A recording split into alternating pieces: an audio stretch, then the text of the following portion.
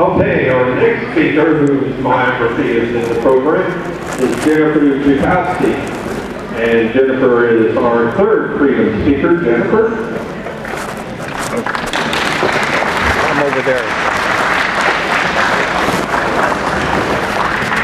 Thanks, Norm, for that riveting introduction.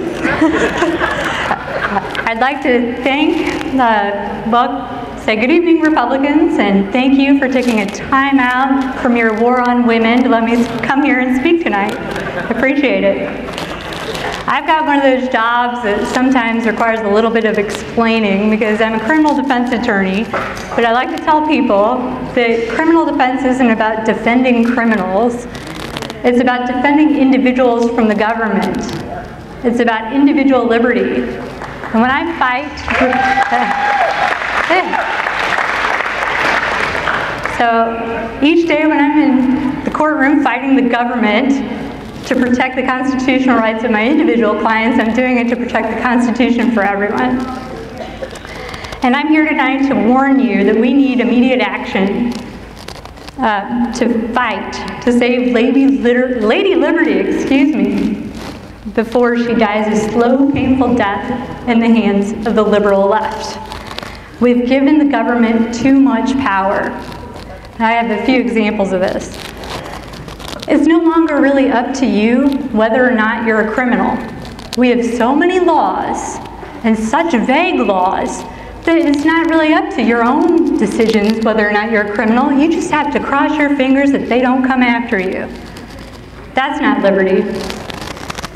We have a government with an Obama administration that has Operation Choke Point, which is a Department of Justice initiative where if they don't like your business, if it's disfavored, they send a letter to the bank saying this is a high-risk business.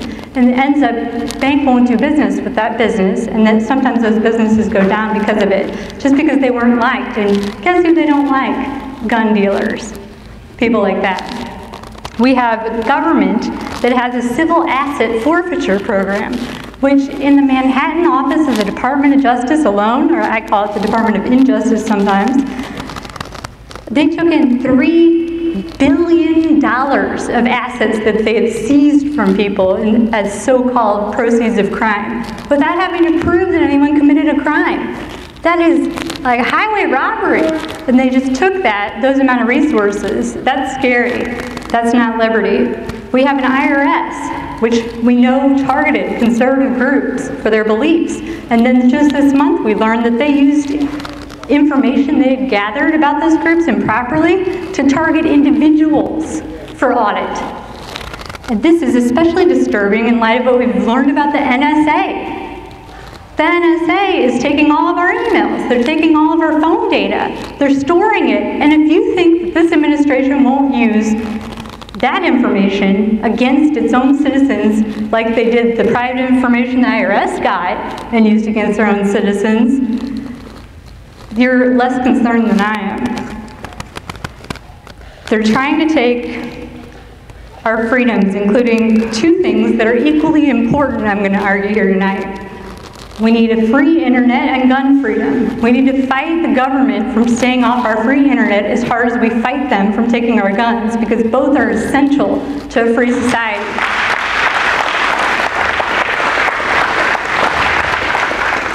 They had programs, laws that they offered that would allow the government without due process to shut down websites if it had a copyrighted image. We need to tell the government, keep our internet free and keep your hands off our guns. Not only do they have too much power, but now they want all the money too. Well, if they have all the money and all the power, guess what? We've got no freedom. I want this for the sake of my children and all of your children to be the land of freedom and prosperity. I have two children with my husband, and one's 7 years old in second grade. This month he ran for student council. I didn't find out until after the fact that he was running in a three-way contested race and that each kid had to give a speech. And I said, well, what was your speech? I can't believe you didn't tell me you had a speech. And he said he told his classmates to vote for him because he would give them popsicles and he would give them ice cream and he would give them a lot of fun activities. So I called my mom to report the election results, who's here tonight, and I told her the good news was Blake won his election to student council. The bad news was I'm afraid he's a Democrat. Because what kind of, that Santa Claus type speech is straight out of the Democrat playbook. But you know what else is straight out of the Democrat playbook? Winning an election. The left is winning and we are losing. And unfortunately, we're losing far more than seats on the second grade student council. We're losing our liberty, we're losing America. With the future of our country hanging in the balance, I say, winning isn't everything, it's the only thing. Vince Lombardi made that quote famous. If you recall, in the 2012 election, Mitt Romney was caught on tape saying, quote, "There are 47% of the people who will vote for Barack Obama no matter what," end quote. I ask you, what would Vince Lombardi have to say about that quote from Mitt Romney? I think that he would say that those were words of someone who is not committed to win the election. That's loser talk. If your game plan involves conceding 47% of the votes to your opponent straight off the bat, you need a new game plan. We need to grow this party. We need to expand the people that our message reach. And as conservatives, we need to accept responsibility that we made a mistake in picking Mitt Romney. And we need to acknowledge our duty now to quit whining, to shake it off, to toughen up, to get to work, and to win next time. We need to win, and Republicans have a winning message. Ronald Reagan said, "Government exists to protect us from each other. Where government has gone beyond its limits is in deciding to protect us from ourselves." I know we can get the majority of America in agreement with this core principle, which is a core principle of this party. And strangely enough, the two examples I have to cite as evidence of this are gay marriage and marijuana. Gay marriage and marijuana are both evidence that the hearts and minds of Americans can be changed.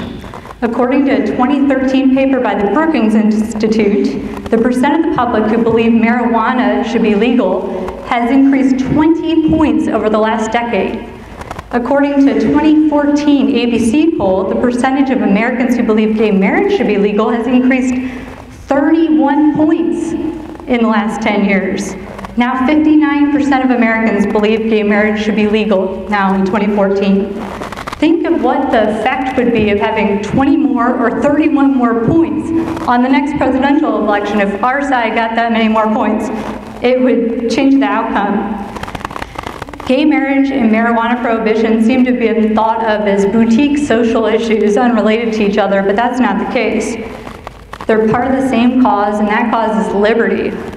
Gay marriage is about having the freedom for people to marry who they love regardless of gender. Marijuana prohibition, that's about the government, whether or not the government gets to say what products you can buy and sell and consume, and whether we choose to consume something that the government doesn't like. Both of these issues are liberty issues, and the public opinion changed on those issues because Americans want freedom. And freedom is what is at stake in 2016. You don't have to smoke marijuana or be gay to agree that people get to choose, not the government, for them on those issues. We need to show America we're the party of liberty and the Democrats are the party of oppression. It shouldn't be hard to do. With the message of liberty, we can use the Democrats' playbook against them. Let's go on offense for a change. This time we need to be the ones framing the issue. We can tell them that they can either vote for oppression and slavery or freedom and opportunity. If the other side wants to decide everything for you and they think we're too stupid to be free, that's their message. We could ask the American public, do you want the government to control you, or do you want the government to get off your back? I think the majority of Americans would tell the government, get off my back.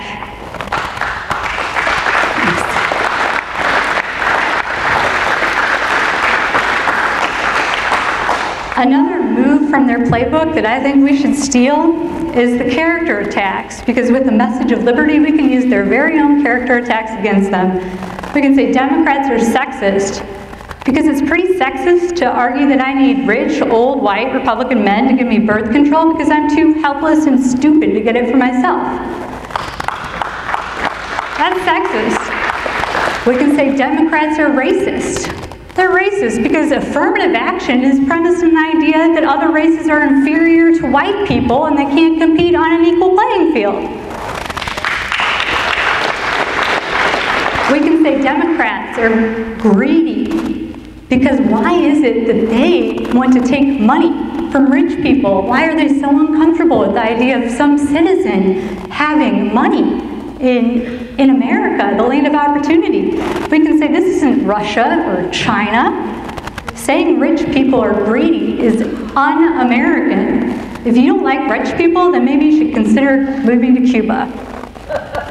Because America's not for you. We want rich people here. We want people to succeed and live the American dream here.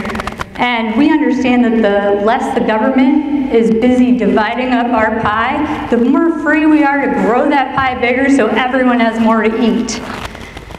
Another playbook that I think we should steal from them, or play from the book, I'm not that great at sports, I probably shouldn't attempt sports analogies, but is poster girls, okay? Remember Sandra Fluke? What a charming law student that lady was. I'm happy to contribute to her birth control pill fund if she needs me to.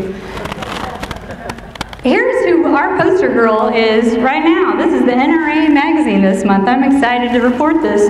This is a single mother who had been robbed twice, has 2 small children, and was legally carrying a firearm in her vehicle that she had a concealed and carry permit for in Pennsylvania. Didn't know that New Jersey, you couldn't drive into New Jersey with your legally purchased gun.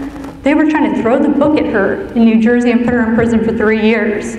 Conservatives stood up and said, that's not right. And I'm happy to report that just this week the prosecutor decided to give her the program where she won't have to go to prison. But these need to be examples of to grow our party, we need to make people like her who are victims of oppression by this system our cover girls. They'll beat Sandra Fluke any day.